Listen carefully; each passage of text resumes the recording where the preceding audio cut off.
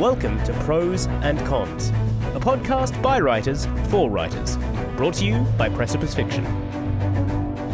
Precipice Fiction would like to acknowledge the people of the Eora and Durag nations as the original custodians and storytellers of the land this podcast was created on. Hello, and welcome to the Pros and Cons podcast, where sometimes we feel like pros and sometimes we feel like cons. I am your host today, James Healy, and joining me is Paddy. Hi, I am Paddy Boylan. I am a writer, writing teacher, editor, and bid writer. Don't ask what that was because it's really boring to explain. And also Phoenix. Hello, I'm an editor / the creator of Bent Light Writing and an agented children's book writer. And Matan. Hi, I'm a writer. I mostly write horror and dark fantasy. I'm known for Glyphlight and Our House, which you can find on Amazon or on my website. And I'm also an English teacher. And I'm James Healy. I'm an editor and writer. I'm known for Cooling Engines. And today I will also be your host. Today we're going to be discussing unreliable narrators. What types of unreliable narrators are there in fiction? Why would you employ unreliable narration in your story? And what are the tips for doing so? But before we jump into that, I'm just going to run around quickly and ask everyone, what are you reading and what are you consuming at the moment? Paddy. I am still reading Imperium by Robert Harris, which I keep mentioning. It's great. It's great, set in the fall of the Roman Republic from the point of view of Cicero's slave. It's funny when they talk about slaves, there's so much more kind of everyday than when we think of slavery in like the more modern world, I think. Like this guy is basically his secretary. I mean, he's not free. He can't do what he wants. But yeah, they almost have like a kind of a friendship. Very interesting. Anyway, Imperium, Robert Harris, very good. And Phoenix. Yeah, I'm still making my way through Frankenstein, nearly there. And I'm also playing Hollow Knight now, which is the first time I played a video game in a while. Hollow Knight, very, very good. A lot of subtle world building. And Matan? I gotta be honest, I haven't been reading much recently. Yeah, a lot of writing and other work got my attention, but I have been watching movies. I've been doing a Tom Cruise binge recently, watching Top Gun for the first time. What do you think? Not sure how it aged. I tell you something, the kissing scenes are a bit much. Like, is that what we used to do in the 90s and 80s? Like, completely, never mind. No details necessary. Is it just too but I have watched or what are they? Is Tom puckering too much? It's like, are you trying to He has that swallow? Look it up, okay? Kissing scene. Thank me later. Innocent Google. That's Tom Cruise kissing. And I watched A Few Good Men. That's me, really. I've been watching Tom Cruise movies, enjoying myself. Nice. And yeah, I'm still working my way through Children of Men. It's really, really bleak and really, really hopeless and depressing. So exactly my vibe. Gonna say. Yeah. All right. Let's jump into the topic. I'll just quickly explain for any of our listeners who are unfamiliar with the term. An unreliable narrator or an untrustworthy narrator is typically a first-person narrator in a story who is not relating the events in an accurate, objective, or reliable way, causing the reader to question or doubt their version of events and speculate about what may really have been going on. This is different from the author or narrator losing authority or basically seeming unauthentic because it is an intentional decision by the author to employ this tool, typically in order to pull off twists or create suspense later on in the story. An unreliable narrator can be intentionally misleading or lying, or they can be unintentionally misguided or unaware of certain things, or maybe viewing stuff through their own lens and maybe relaying the details a little bit falsely or exaggeratedly because of that. So I wanted to ask some of the gang, what are some of your own favorite unreliable narrators in fiction? And there may be spoilers for a couple of stories. Okay, well, I'll go first because I kind of shouted this out when we were discussing it. Have you guys heard of a film called Rashomon? No. Oh, Rashomon. Do you guys know a director called Akira Kurosawa? Ooh, that name sounds familiar. Akira Kurosawa was the director of films like Seven Samurai, which you guys have probably heard of. The Hidden Fortress. Yes. Ran, Japanese director who does a lot of samurai films. Wonderful, wonderful movies. Rashomon, it was one of the first films to do really weird things with the unreliable narrator. It's about these people that are talking about this murder, assault that they saw. And they've got the 3 people on trial that were involved, and each of them gives a completely different account of events. And so the film shows you the same events 3 times, each from another character's point of view. And now we can hear about that and say, like, yeah, I've seen that done. That was like, that happened on The Simpsons in one of the early episodes. That's only because Rashomon did it first. Like, Rashomon was the original, and it does it so, so beautifully. So it plays with ideas of subjectivity and the fallibility of justice, because at the end of this, like, there's no character's account that seems, they're all obviously wrong in certain ways, but none of them seem like they're lying, and none of them seem like they have the truth. So you end up thinking, well, justice is fallible because we can't ever know. Knowledge itself is fallible because we only ever take people's word. It's a really, really wonderful example of what unreliable narration can do, and the way you can thread unreliable narration into the themes of a story.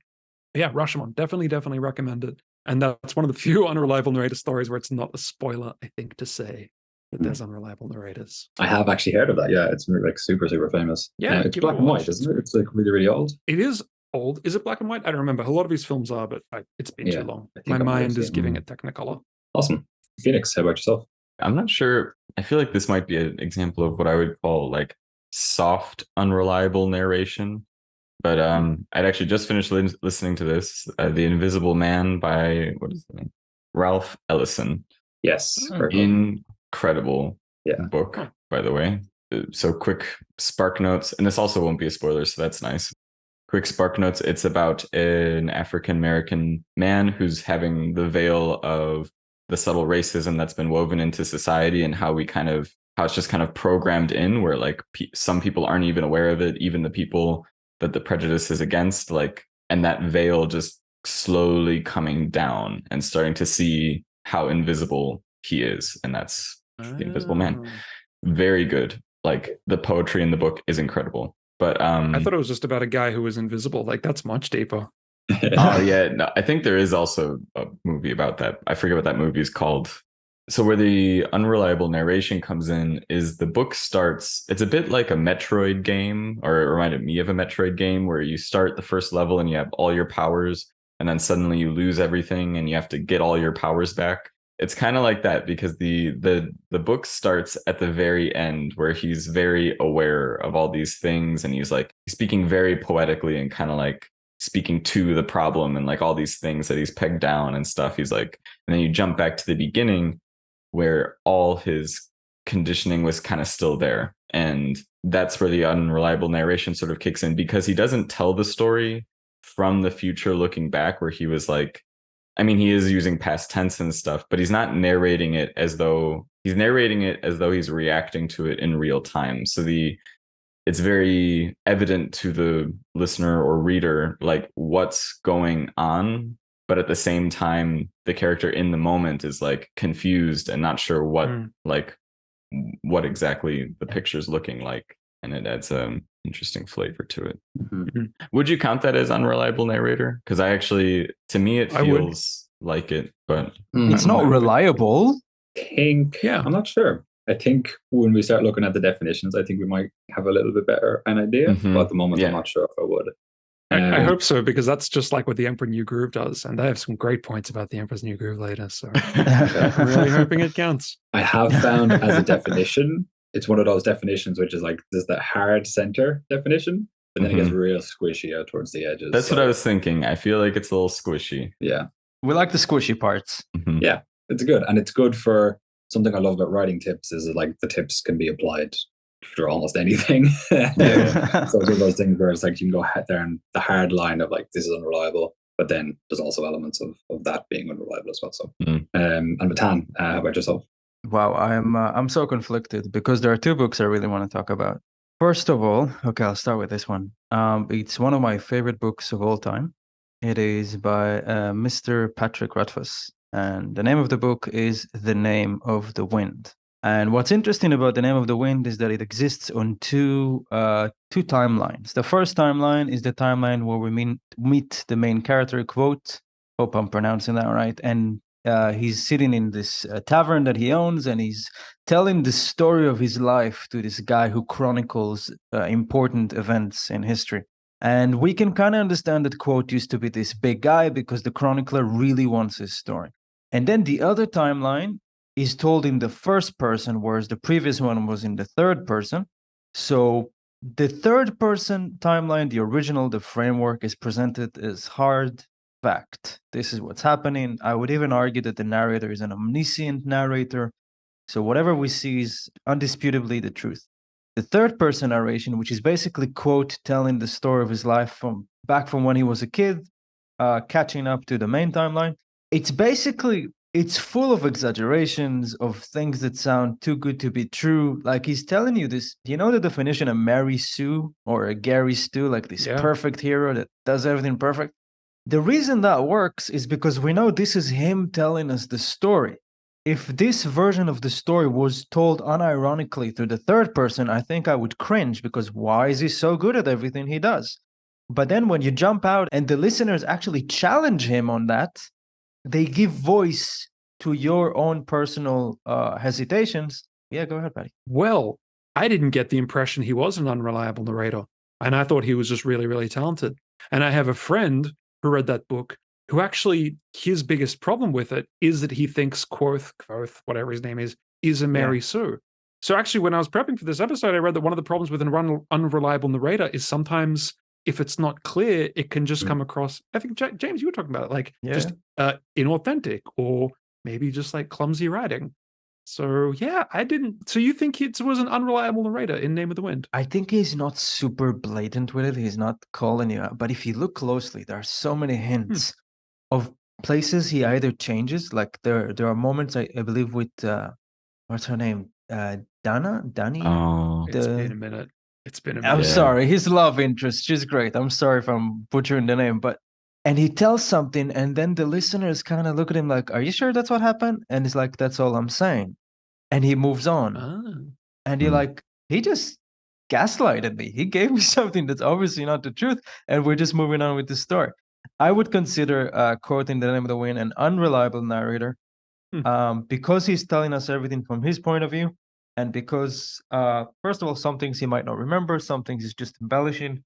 So yeah, I thought that was a very good of a gentle, not too obvious, unreliable narrator. He's not telling you the opposite of the truth. He's just giving you his version of it. And there's another one I want to talk about. I'll just name drop it here, but The Life of Pi, which we might get to later. Spoilers. The Name of the Wind is it's a cool example, because it's like an unreliable narrator, but the reader's very aware that they're unreliable. It's an unreliable narrator who's admitting to being unreliable, basically, because when he's describing the love interest, I remember that part, they call him out on it, and he's basically saying, or one of the people listening, because he's like, the most beautiful woman I've like ever, like, basically. Yes. And the person listening is like, I mean, she was beautiful, sure, but she wasn't like whatever. And basically just calling out like his subjective preference, and like she was beautiful to him. So it's known to the reader that they're getting a subjective point of view, but at the same time, that when you go back into the story, that is the only view you get. So it's like this is how it's described to the reader, and this is the version of the story they have, but they actively know that they're getting something subjective. And that's called out, I think, a few times. I think that's a great word choice, Phoenix. Subjective storytelling. And once it's done right, and it feels like the writer is in on it, not like the writer is doing it because of a lack of skill, I think it can be a lot of fun.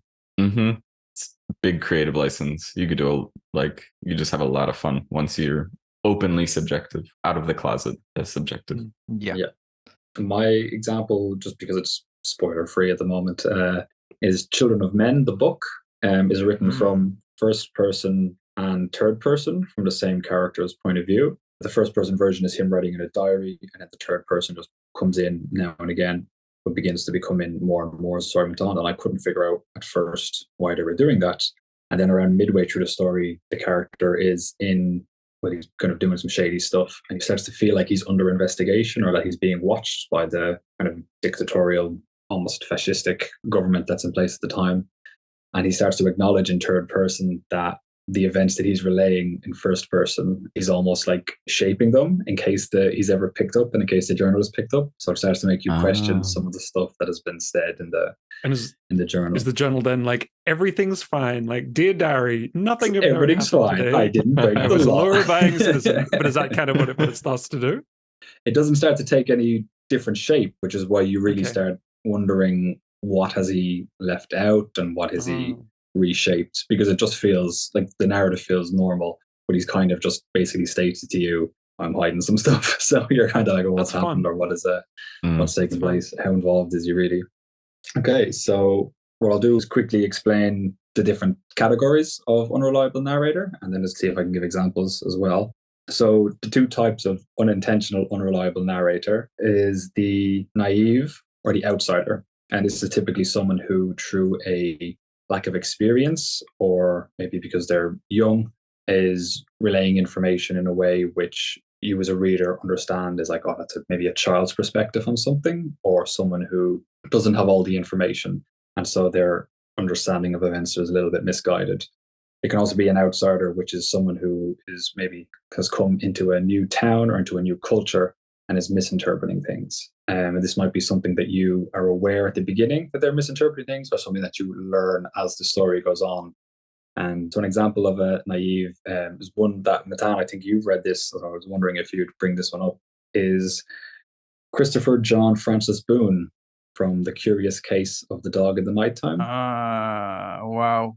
That's a book I can talk about. Yeah, I think that definitely goes into the naive, unreliable narrator. It's just the way he sees the world and the things that he cannot see, and to us are obvious. Just for context, Matan. Yeah, that book. The Curious Incident of the Dog in the Night is the story of a young teenager discovering his neighbor's dog has been skewered by a pitchfork and deciding that he's going to become Sherlock Holmes and find out what happened.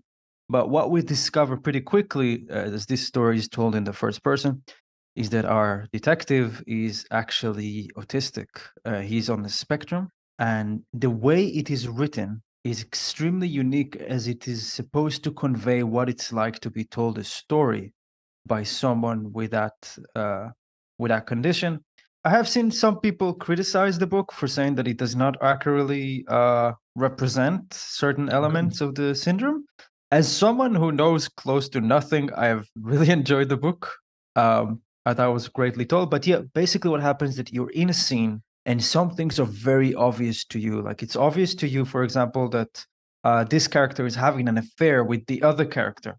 But the guy telling you the story, he's completely blindsided. He has no idea. He's giving you the hints that make it obvious for you, but to him, he does not draw that conclusion. Only you do as the reader.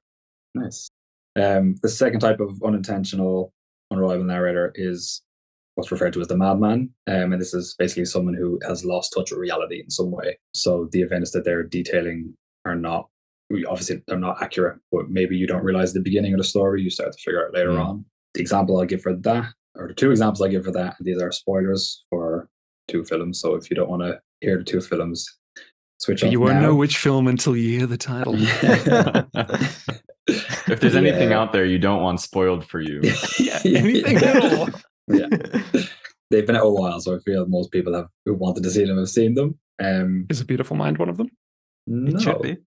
Okay, please continue. That is actually a great example, yeah. A Beautiful Mind, Fight Club. Yeah. What was the last sorry, what was the third one? Shutter Island. Yeah. I knew you were going to bring up Shutter Island. Yeah. I think it's, I know I read it in the last year, but it's kind of a classic example. We have to go back to Fight Club, because Fight Club, I believe, is one of the most exquisite rug pulls in film history. Yeah, it's a good, they set it up really well. In the book, you're almost told quite early on that potentially Tyler Durden is a figment of his imagination. It's still a bit of it feels like a twist, but you kind of, something's up from very early on. As you're someone who's read the book and seen the film, do you think the film did that better by withholding it from the audience for so long? Yes.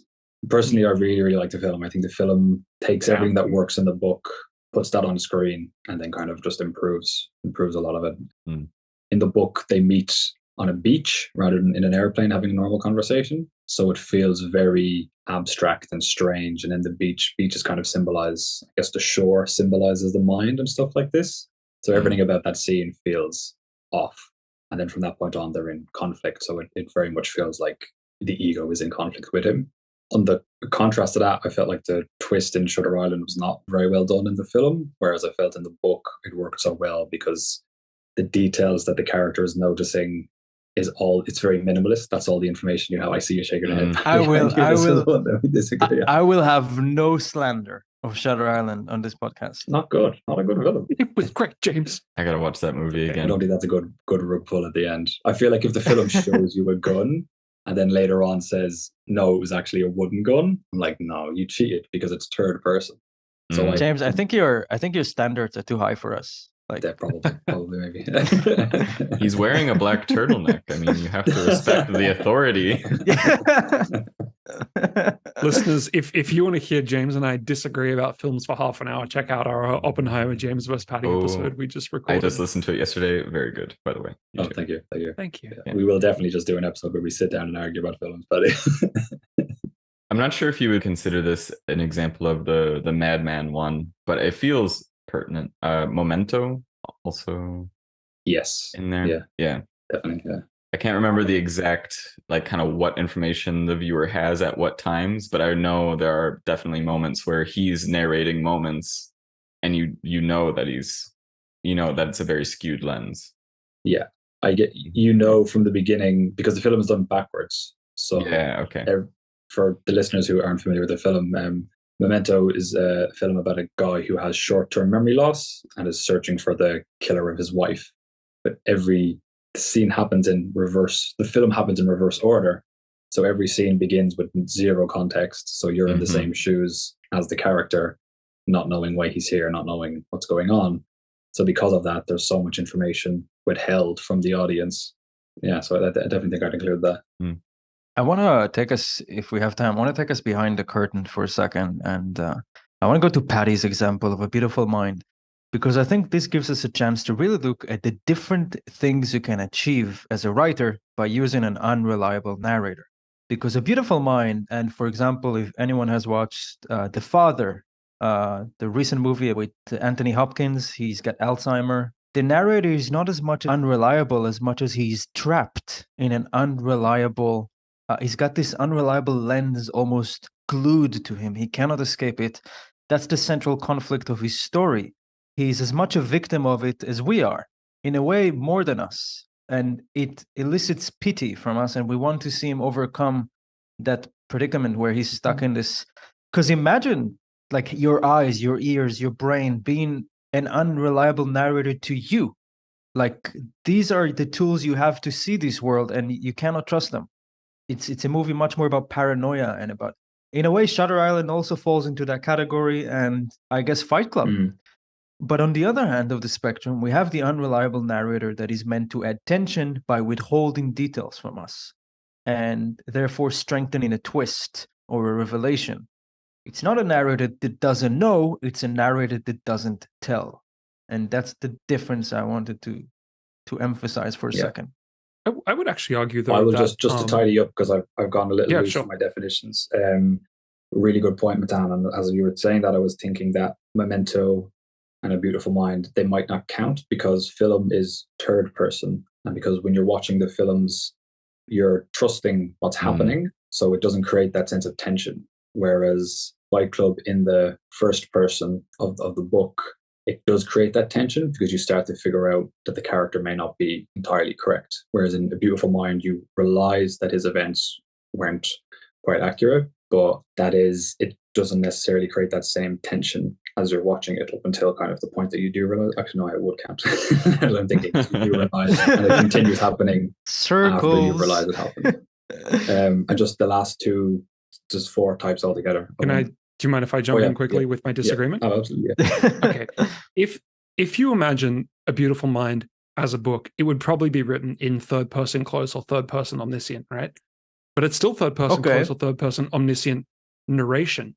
And I would argue that because the narrator, if they're omniscient or even if they're close, because they quote unquote know they're not a person. It's just like, the eye of God narration that is common to story. If they know that there's some information that isn't true, not going to spoil too much, and they're not telling you, I'd still say that's unreliable narration, even for Fight Club. I mean, this is all just like definitions and it's fuzzy. Definitions, but I think the issue with third person narrative is that it has more authority than first person. Because if you're writing from the perspective of someone in first person, we end up in that area where it's easier to end up looking like it's an issue with losing trust in the narrative rather than losing trust in the character. So you would typically try to do an unreliable narrator. This is just from a writing point of view. You would try to write an unreliable narrator from first person because the fault is with them and their perspective of events. Whereas if you're doing a third person, where is the issue? It seems more like things are inaccurate, or that the author is actually trying to lie to you in order to pull off the twist. So I'll say with James that I agree with you. I do agree that the third person does create. I'm actually agreeing with Patty too. It does have a bit more authority. With that being said, I think that writers, if you're listening, which I hope you are, that's not a bug. That's a feature. If you do the third person correctly and you're consistent, let's look at A Song of Ice and Fire. Close third person. It is third person. It is far from omniscient. It is far from all-knowing. We only know and see what our character sees. He just chooses to tell it to you in the third person. We have thoughts in italics. We only see what the character... It could have been in first person and the narrative would not change in the slightest. Okay, you would still get the thoughts. You would still see the same things. Third person does convey more authority and does make prose look like fact because it's the third person. He walked, he said, he did. But that doesn't mean you cannot produce unreliable narration with it. Just keep in mind what James said. It could look like you just don't know what you're doing if you don't do it right. It could look like your prose cannot be trusted. So take that into account. I was going to argue for Beautiful Mind being unreliable as well, just because it is, to me, if I'm remembering the movie correctly, it's more of a tight third person, where in the sense that you do spend a lot of time with just the character, where your perception is modeled by the character's lens alone. And the only difference is you have the veil is pulled off very hard at some point, to the point where it's no longer unreliable and everyone's kind of aware of it. Yeah, no, I think I'd forgotten that it happens in like the middle, and then he continues to have he continues to see things for like a good portion of the film. What a movie! So I'll just point out the last two types of unreliable narrator, and these are the more intentional types of unreliable narrator. Is the liar, who is just the character who's just straight up giving you the events in a deceptive way, or intentionally omitting important events and kind of hiding things. And then there's what's called the piccolo, which is the character that's prone to exaggeration. Patrick Bateman the what? A character who's prone to exaggeration. No. Before that, the nickname. The piccolo. Like from Picaro. Yeah. Is that like a literary not reference? Familiar with the term. I don't know where that comes from. Picaro, Picaro, but that's just a character who's prone to exaggerating, or prone to maybe grandiosity, and maybe bigging themselves up and making them seem more important than they are, or maybe kind of like making other people seem crap when they're not that bad at all. And then there's the liar, who is just someone who's lying through the narrative. I have an example of how the piccolo can be used to really good comedic effect, and also not so much to deceive the audience as like, yeah, we know you're full of shit. Okay, so I mentioned before The Emperor's New Groove. You guys seen The Emperor's New Groove? James, do you like The Emperor's New Groove? I actually do. Yeah, great film. Hey, it's so fun. It's so fun. What's not to like? Nothing. Absolutely nothing. There are these moments where you can see things happening on screen, and yet the main character, Kuzco, who is our protagonist, is narrating things completely to the opposite. Like he's saying, like, I'm a very caring and reasonable person, while he's like kicking an old man at like the top floor of his like 100-story palace. So he's an unreliable narrator just to let us know that, yeah, he's kind of full of shit. He's kind of got a sense of himself, and for comedic effect. But there's no way, it's not fooling anybody. So yeah, the unreliable narrator doesn't always have to be like a big kind of Shyamalan moment. It can also just be, telling us something about a character. as far as Lars goes, I did want to go back to The Life of Pi. Has anyone watched the movie or read the novel? But I read the Yeah. book. I saw the movie. So I did both. I read the book and then I watched the movie. And when you think about it, I really like movies or books that are based on a true story. And allegedly, this is what it is. It is a story of a man who was stranded at sea on a lifeboat for close to 300 days with nothing but a Bengal tiger.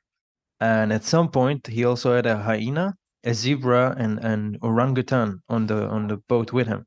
And you go through the story for the most part, and I think there are parts that it becomes a bit more fantastical, like when he gets into the island and he eats a lot and monkeys chase him, I think. And Meerkats. you do, yeah, meerkats, thank you. And then you start to doubt it, but then he gets to the end and he meets the doctors after he emerges from his odyssey, and they ask him like, "Is that really the truth?" And then I think the movie does that really well, but he just kind of looks them in the eyes and he says, what if I told you that the orangutan was my mom, the hyena was someone on the boat, and the zebra that the hyena ate was someone injured? And then we had to kill him. And basically, 3 murders were committed. My mom was killed in front of me, and the tiger was just my alter ego helping me stay sane. Which story do you prefer? And he doesn't tell you which is the true, but I think you walk out feeling like, yeah, I've been lied to probably, but I feel better for it. It just, I thought it was really well done. He kind of, because throughout the story I was building up this case of, this is probably true, this is maybe not true. Okay, what's happening here? Where are all these meerkats coming from? And then the fact that he addresses it in the end and with such maturity, like a gut punch, really. I thought that was really well done, and I enjoyed that part. Yeah, that was a great twist. Really good. My example for Liar, I think everyone has seen this, is a Gone Girl. No, I actually haven't. No, don't spoil it for me. No, spoil it. Go watch it. It's good. Without getting into too many spoilers, the way that the book is written puts you in a place where you're not necessarily trusting what the main character is saying, and then about midway through the book, a second character pops up and their version of events is different. So it creates like you have 2 seemingly unreliable narrators, and it creates this great sense of tension and conflict throughout the rest of the story. And it works really well as a film as well. So go watch it, and listeners, go watch it as well. It's very good. By David Fincher, who's my favorite director. James, you're so good at not spoiling movies. Oh, good. Yeah, that was deft. I get really annoyed when someone says like, "Oh, I'll just tell you real quick about the thing," and I'm like, "Oh, don't spoil it." And they're like, "No, I won't," and they completely spoil it. Oh my gosh, I've had that happen so many times where it's like so irritating. All right, I'll just tell you this one thing. I'm like, no, when I say nothing, I mean literally tell me nothing. I want nothing. Like it's like, oh, just no, that's something about the movie. Tell me nothing. Like as in, we stop talking about it now. Yeah, like, nothing. Yeah. Or it's like if someone thinks, "Oh, I'll tell them this," and they won't be able to put it together, and I'm like, I have to figure out the end of the movie based on what you've told me. Like, that's my pet peeve. Now I know there is a twist. Thank you. Damn it. Yeah. You've ruined it. I'll spend the whole film watching it now being like, where's that twist I heard about 5 years ago? A real quick tangent, super quick. So I was watching the movie Her yesterday with Joaquin Phoenix. And my friend Jack, you guys know Jack from the group. Hi, Jack. He just told me that he was traumatized by the end. That's it. That's all I knew. And I walked into this movie knowing that whatever happened in the end, Jack was traumatized by it. And I'm just waiting. Are these guys going to fucking kill themselves? What's going to happen? No spoilers. I was not traumatized. So I didn't find it traumatizing myself. Neither did I. Me neither. We're But all imagine you different. watching the movie, waiting for it to abuse you. And it just didn't happen. Jack is an unreliable narrator. Yeah. I want to make a point about, we talked a little bit about like third person omniscient and close and unreliable narrators. I mean, maybe it seems obvious, but I want to make the point, third person narration probably is not the way to go for unreliable narrators, because there's the expectation as a reader or a viewer that the third person close or more often omniscient narrator is telling you God's truth, right? That we trust it from the outset. If there's no sense that the narrator of a book is a character, and you just think, oh yeah, this is just the background narration telling exactly what's happened, and that turns out to be an unreliable narrator, that's probably just going to break your trust in the story. Like if there's no reason for it to be an unreliable narrator, like they suddenly turn to the camera and say, or was it? That would be very strange.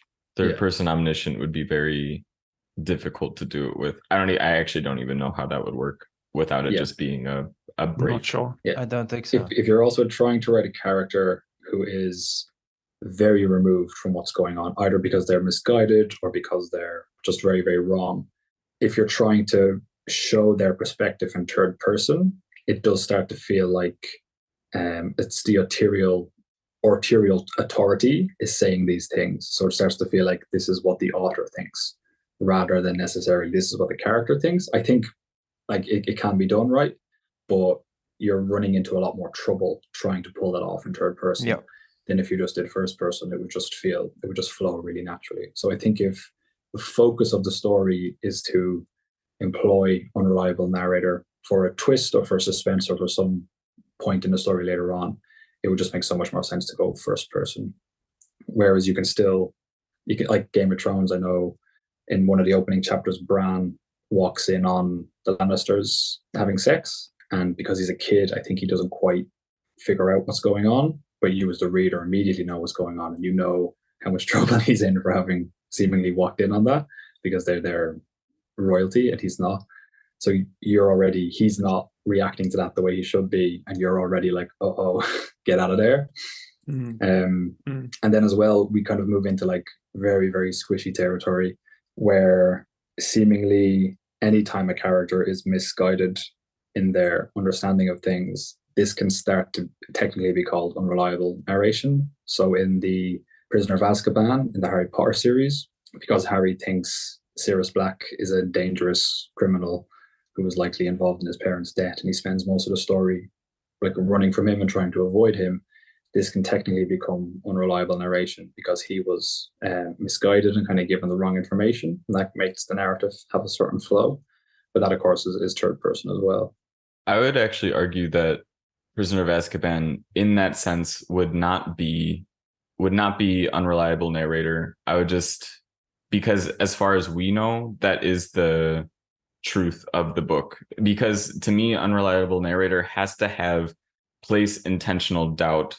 It's kind of like, I like to think of it as like the author having a conversation behind the narrator's back with the reader, like dropping them, like placing things that will intentionally have a different meaning to the reader than it will to the character, so that the reader can see the dissonance between the perceptions. Whereas in the case of Harry Potter, the information the reader has and the information Harry has is the exact same. So there's we're going through true. That is just that's the true plot of the book, and then it's just a twist that changes context looking back. Whereas in other examples, there are these little twists where something's not right, something's off about the situation, and so the reader's slowly diverging from the main character, or it's explicitly called out, like in Emperor's New Groove, where it's like we just hear the difference in what they're saying, and it's creating contrast. Yeah, for me, I wouldn't think of that as hard unreliable, but when you start to soften out the edges and see the same, because a lot of the same writing techniques are used in order to pull off the unreliable narrator and that twist with the Prisoner of Azkaban, because it has to have some element of his behavior throughout the story having been consistent with him being like both of those things. Yeah. But like you said, it doesn't create any tension in the story because it is the truth, and then the truth was different. But you have little bits along the way where you're like, it also makes sense that he was that. Yeah, true. So, but it is very, like I said, very squishy out along the edges. Yeah, that kind of thing. I just want to say that I agree with Phoenix that not every time somebody's wrong, he's an unreliable narrator. I really like how you describe it as a conversation behind the narrator's back with the author. And in general, I enjoyed reading books where I feel like the author is in such control that they're doing these kind of things on purpose. But I will say this, I'm not sure if we can call it unreliable narration, but I think especially in third person writing, when we're doing the tight, the close, like over the shoulder third person, we should aspire for all the writing to be subjective, because I think subjective description is description that characterizes the narrator. A narrator that just tells you the house is red is one thing. A narrator tells you that the house looks neglected, informs you about the narrator and the house in much deeper ways. And I think I like the style where the third person narrator is maybe not unreliable, but obviously skewed. We can see that in Wolf Hall, in the way the narrator describes the world. This one is smart. This one's an idiot. This one is pretty. This one has been slipping around. He doesn't know these things. He thinks these things. And it's always third person as well. Yeah, it is. And I think there's something very mature about writing third person that way, rather than just going into the easy choice, which is first person, because that is the easy choice, right? I thought she's smart. I thought she looked stupid to me. But if you trust your reader to get it, and if you're consistent, I think that's a great thing to do in the third person. But like James has warned a few times in the podcast, you got to make sure you're consistent. Otherwise, the reader will start to question whether you know what you're doing and whether you're doing it on purpose.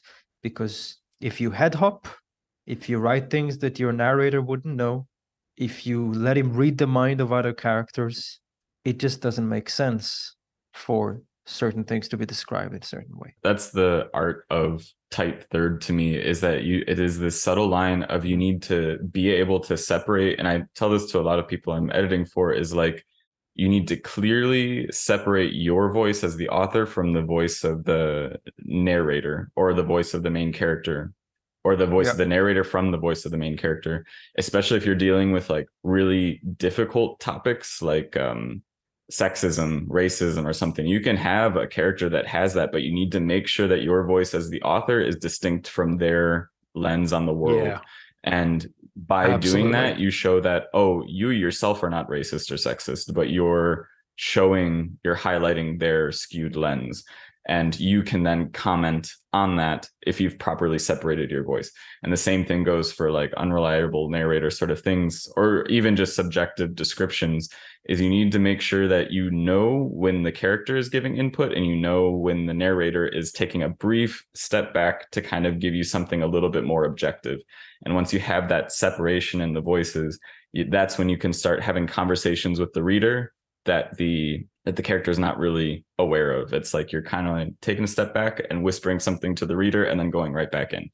And it's not always easy to do, and it's very subtle sometimes. But when pulled off well, it's really cool. That was good advice, Phoenix. I really enjoyed that. I noticed because we brought up this topic yesterday, and I was like, oh, unreliable narrator, so cool. And as I was thinking about it, I realized that I actually found two of my own stories that use it quite heavily, and they're both horror. I don't write horror very much, but not recently, but like I found two examples of horror where my trope that I lean on is an unreliable narrator, where I plant something in the beginning that gives the reader immediate doubt that this lens is going to be a little bit milky, like you don't know what you're looking at, and that's where the tension comes from. Yeah, I guess there's something unsettling about not knowing where the solid ground is in a story. If you don't quite know what's true and what's not, I can see how that plays into horror. But you could have like a save the cat moment. Well, save the cat is about showing that your hero is heroic, but you can have a save the cat quote unquote moment showing that the narrator is unreliable, like Phoenix brought up in The Name of the Wind, where he describes the woman as the most beautiful woman in the world, and his friend's like, yeah, she was okay. If you do that early, you give your reader an anchor, like to know where they stand. Like, okay, this guy exaggerates, and from now on, they know how to read this. If you do that early, I think it's easy to follow. Definitely. Yeah, I think I found from like the little bit of research I've done for this is like subjectivity, like you were saying, Matan, is a huge part of it. And when you take even third person characters and like write from their perspective, if it's subjective enough, you can kind of call almost anything unreliable narrator. The term starts to get really loose as you move out. Yeah.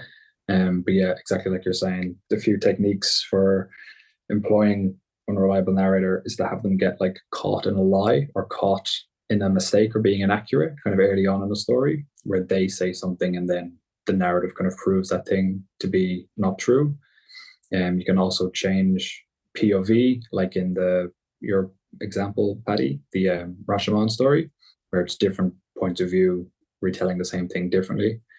Also just making the character like an outright liar, whereas if they're lying to other characters, then you can also speculate that they might be lying to you as well if they're doing it often enough, or have them intentionally omit a certain detail, that should have come in chapter 1 or 2, and then bring that up in chapter 4 or 5, where they're like, okay, listen, this is actually what's happened, and that's why I'm here. As well as having muddy and shifting motivations, which is kind of almost like breaking a golden rule of a character, because you want to know what they're after. But if it seems like what they're doing is shifting around a little bit, it starts to give you a sense of not being able to figure out where they're going. As well as, like you're saying, Matan, have them engage in like a questionable act very early on, where you're kind of just, I wasn't expecting you to do that at all. It makes them kind of unpredictable and a little bit unreliable. So long as it's obviously used as a device, because I could see that also just coming across as like, oh, that's clumsy writing. Yeah, definitely, yeah. It's true to everything, really. That's true to everything. Yeah, just write good, right? Just write good. Just get good. Ali mentioned in a previous episode this idea of hanging a lantern on something. I think it's an idea of, she's going to kill me for not remembering. What's the name of the author I'm thinking of? Doesn't matter. Yeah, Phoenix, please. Oh, it's just like hanging a lantern. It's like the idea that you call attention to something to let the reader know you're gonna circle back to this. I'm putting emphasis on the bar of soap for a reason. And it goes back to like an example I gave a long time ago about telling a story. You picture, like, reduce it to you go to the mall and you come back to tell your mom about a story about what happened to you at the mall. What context does your mom need in order for the big drop at the end of your mall story to make sense? Or you don't have to go to the mall, it could be anywhere. So it's like, if you're writing a story, the exact same thing goes. You need to call attention to the things that the reader needs to know in order to understand the significance you're trying to get across. So, and if you're not calling attention to the things, if you're not planting the bits of context they need to know to understand the character's shifting intentions, that's when it comes across as what we're talking about as clumsy writing, when it comes across as random to the reader, or it comes across as like, why are they doing this? Does that make sense? Yeah, absolutely. Yeah. Okay, cool. Yeah. So if there's a character that's doing something that seems out of character and you want that to eventually be part of the clue that they're unreliable, draw attention to that. Don't just like have it as a small thing. Make a big deal of it and make it like a dun dun dun moment.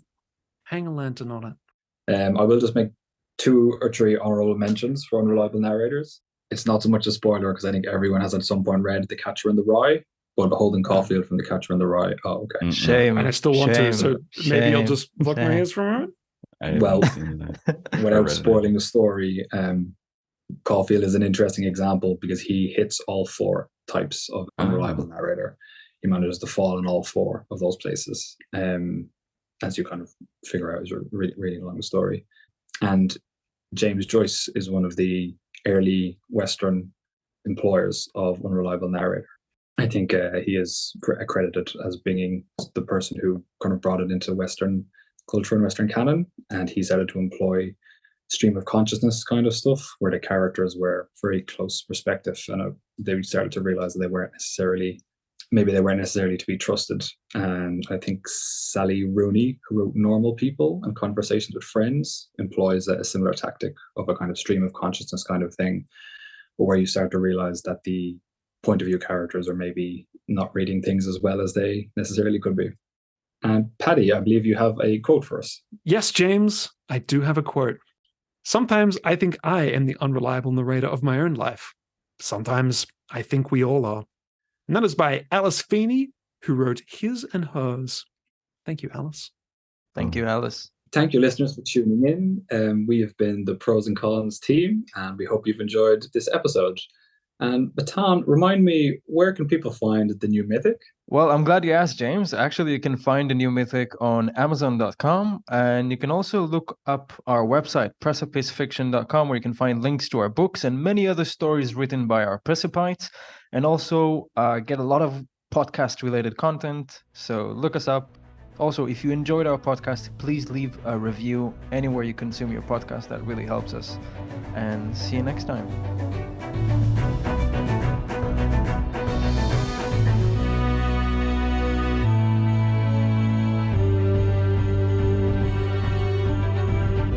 You're listening to Pros and Cons, the Precipice Fiction podcast.